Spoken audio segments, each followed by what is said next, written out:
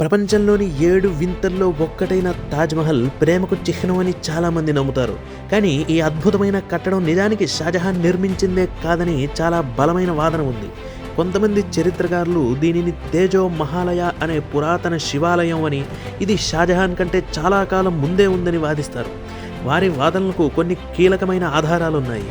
అవేంటంటే తాజ్‌మహల్‌లోని శిల్పకళ, గోడల నిర్మాణం ఉత్తర భారతంలో ఉండే పురాతన రాజపుత్ర శైలి ఆలయాలను పోలి ఉంటుంది.